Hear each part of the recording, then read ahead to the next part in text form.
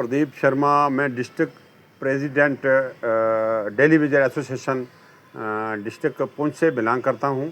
और मेरा ये कहने का है आज इस बात पर है कि इस टॉपिक पर है कि आज मेरा जो है ये लड़के वैसे फ़ोन हमें करते हैं कि शर्मा साहब क्या हुआ, हमारे ये पीछे आर्डर निकला था एक, तो उधर गवर्नर हाउस से या उधर से आर्डर निकला था या असेंबली से, तो क्या हुआ, कैसे क्या हुआ। मैंने उनको जवाब दिया, भाई कि जब तक आपकी सैलरी परमानेंट नहीं पड़ेगी तब तक गवर्नर हाउस से आर्डर निकले या असेंबली से आर्डर हो तो तब तक कोई हमें कॉन्फिडेंस नहीं है, ना ही कोई आर्डर है हमारा, ना ही किसी ने आर्डर किया है और ना ही हमें कोई परमानेंट किया है, ना ही कोई हमारा लेटर है, ना ही कुछ है।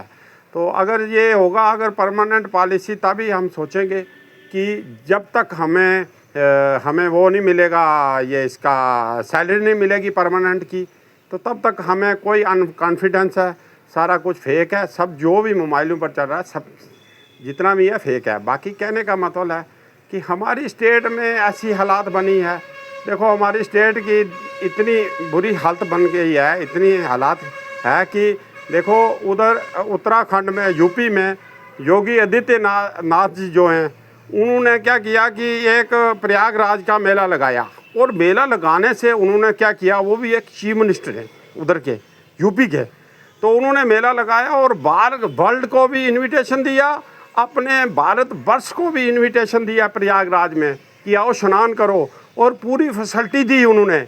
और लास्ट में कितने आदमियों ने स्नान किया, उधर 70 करोड़ आदमियों ने स्नान किया। ये ग्रेटनेस है चीफ मिनिस्टर की, ये उसकी खूबसूरती है। तो मैं उनको, योगी आदित्यनाथ जी को अपनी तरफ से, जम्मू कश्मीर की तरफ से, अपने डिस्ट्रिक्ट की तरफ से मैं उनको उनके चरणों में कोटि कोटि नमन करता हूँ।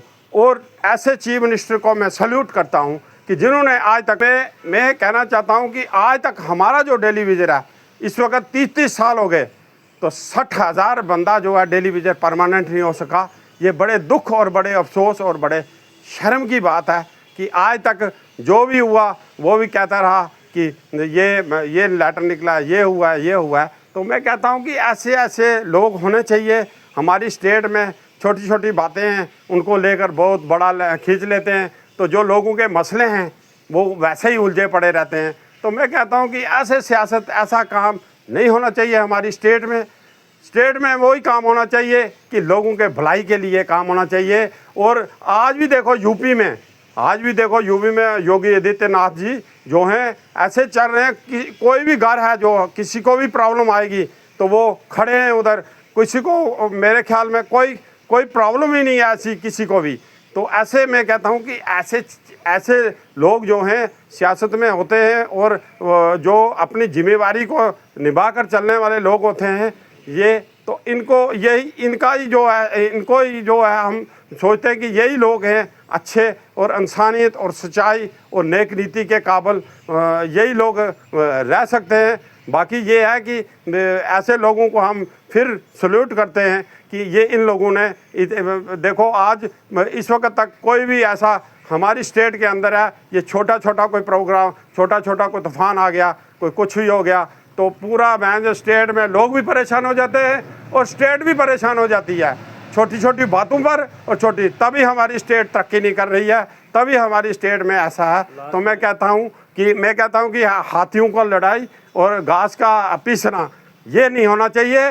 हाथियों की लड़ाई से घास को पीसना, ना हाथी लड़े, हाथी काम करें और जो पीसने वाले हैं वो बच सकें। तो उससे बड़ा मैं कहता हूँ और कोई काम हो नहीं सकता। हमारे चैनल के माध्यम से प्रधानमंत्री मोदी जी, मैं मोदी जी से भी कहता हूँ, मोदी जी भी एक अच्छे प्राइम मिनिस्टर हैं, हिंदुस्तान के जाने माने प्राइम मिनिस्टर हैं, वर्ल्ड प्रेसिडेंट भी हैं वर्ल्ड के, और हिंदुस्तान के प्राइम मिनिस्टर भी हैं। मैं उनको फिर रिक्वेस्ट करता हूँ कि एक पैकेज दीजिए जिसमें कि जो बाढ़ साढ़ तो आई है उनके लिए तो है, चलो उनको तो देना है जो जैसे भी है। बाकी ये जो डेली वेजर हैं इनके लिए भी एक पैकेज दो ताकि हमारा डेली वेजर पक्का हो सके, ताकि मोदी साहब की जय जयकार कर सके और मोदी साहब को हर टाइम एक यादों की जंजीरों में अपने साथ रखे। और मैं इसीलिए मैं फिर रिक्वेस्ट करता हूँ कि जो हमारा जो मसला है, ये पुराना मसला है, आज 30-30 सालों का मसला है, ये कोई ये नहीं है आज सरकारें आई। मैं कहता हूँ आज सरकारें बहुत बातें करती हैं, बहुत बातें करती हैं।